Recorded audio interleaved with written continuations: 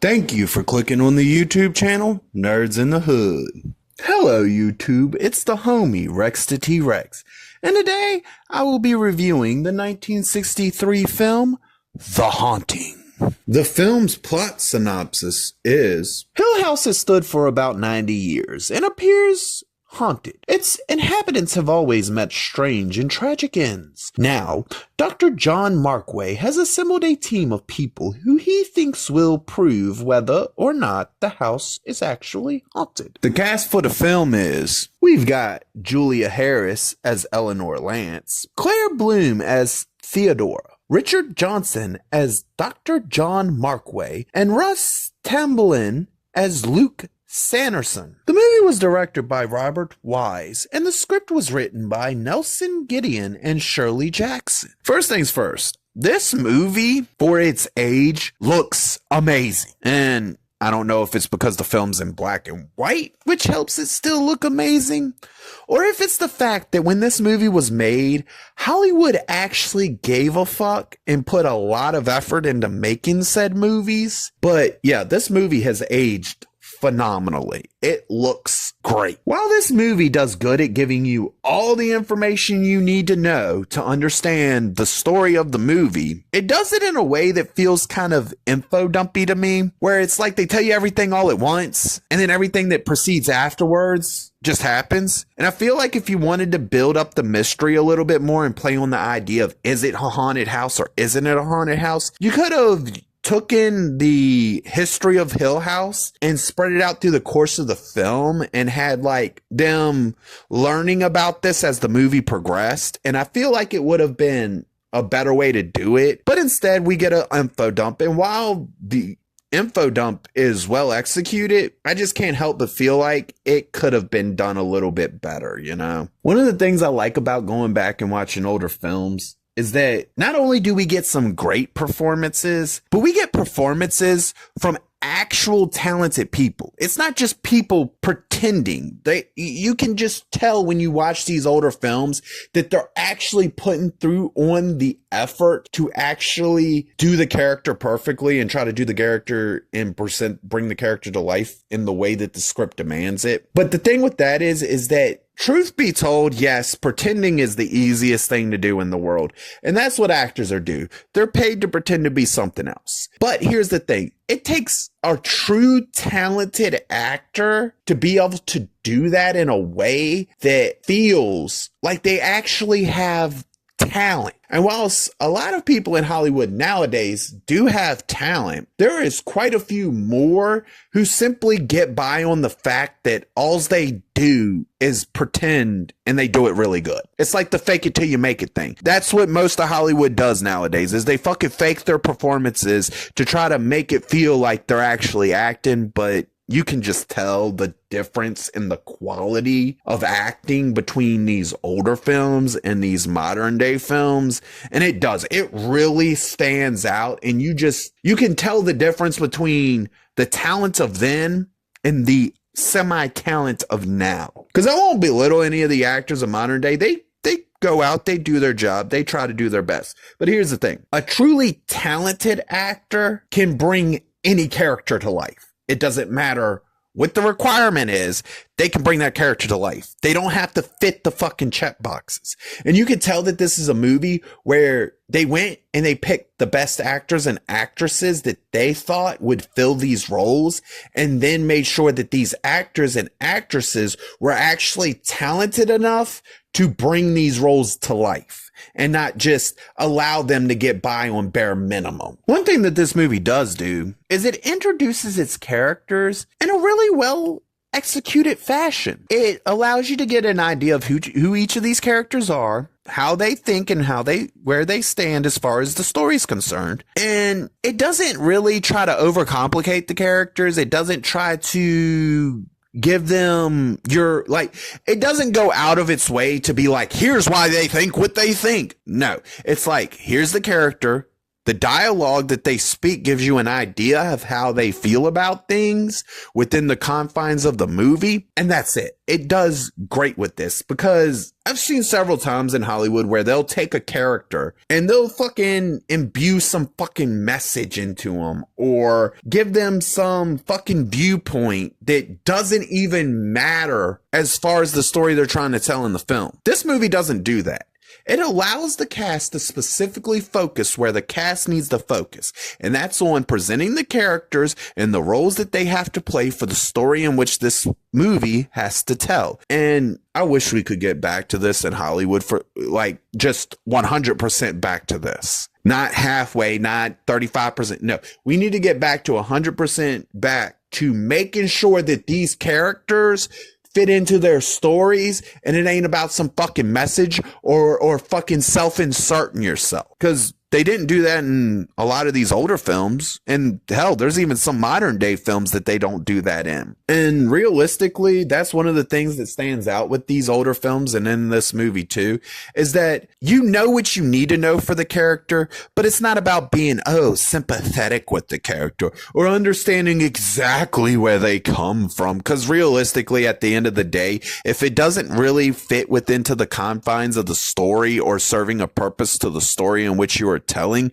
you are creating characters with pointless fucking dialogue that end up ruining your movie because you're more concerned about delivering a message than you actually are with entertaining people. One of the things that I also like about the old school Hollywood films is that they couldn't rely on CGI at all because it didn't exist for most of these films, specifically for this film. They had to come up with unique ways and interesting ways to create the effects to show that the house was haunted. And while some of these moments in this film are by the books, kind of things you would expect from that time era, this movie does have a few great effects that actually stand out.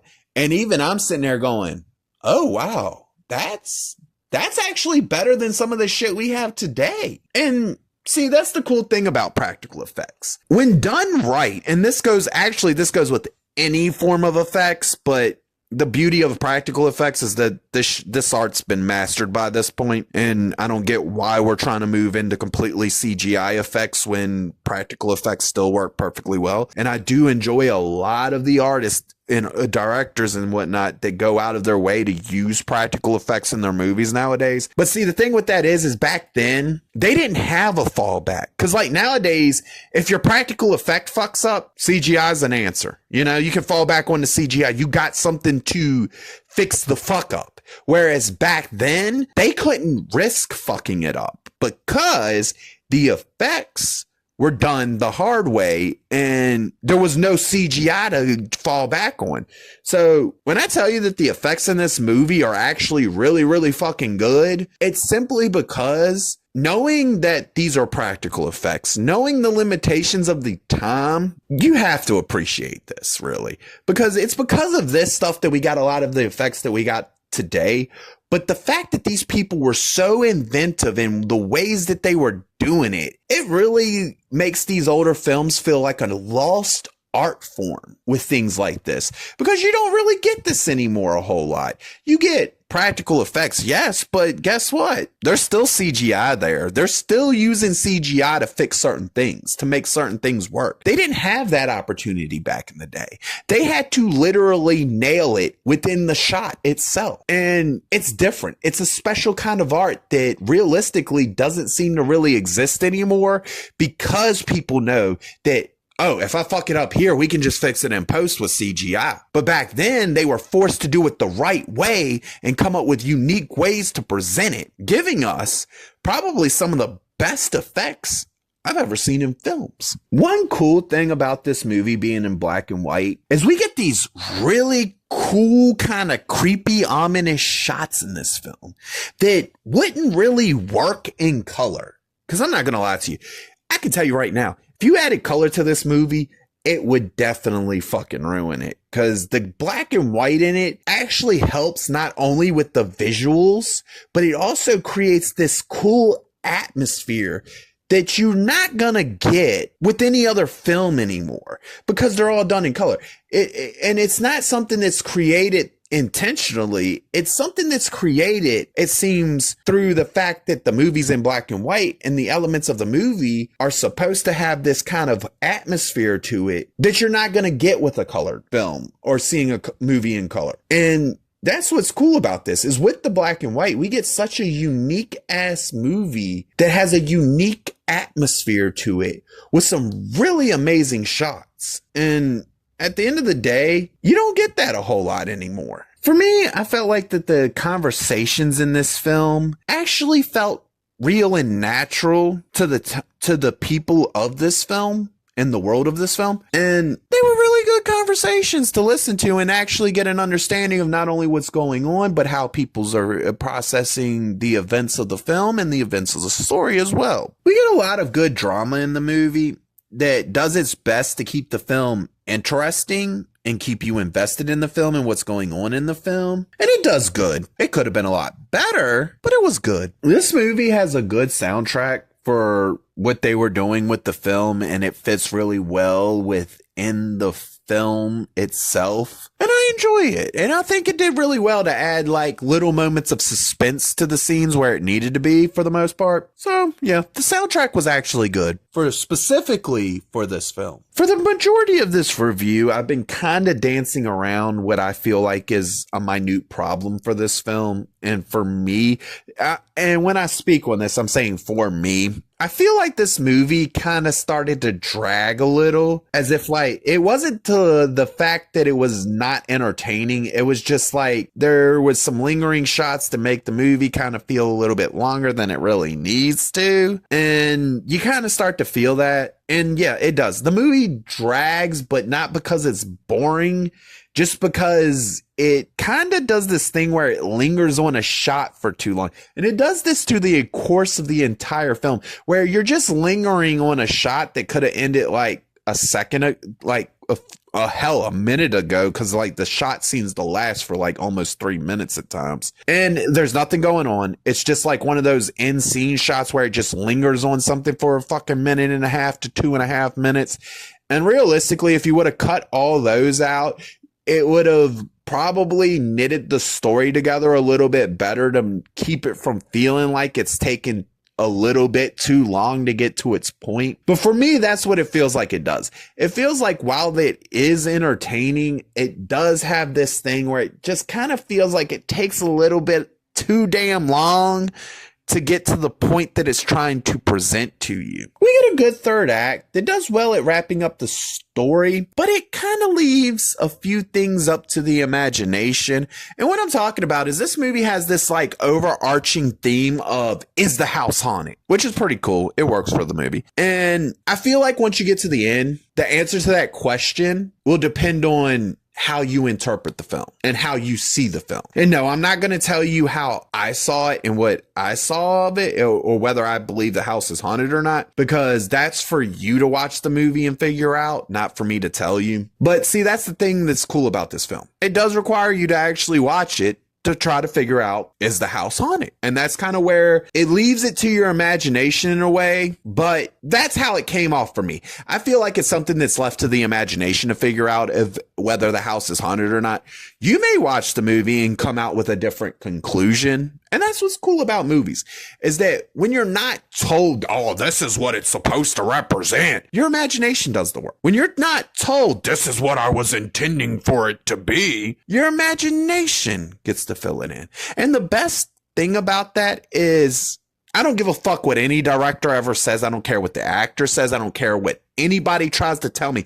This is what the movie is. I'm not watching a movie to be told what the movie is. Let me watch the fucking movie and interpret the movie and how I see the film for myself, since this is art, and art is viewed and interpreted based on a person to person, because it's based on how you see the world. It's based on how you see art. It's based on what you see as art. And see, that's the cool thing about art, is you don't need to be told why it exists.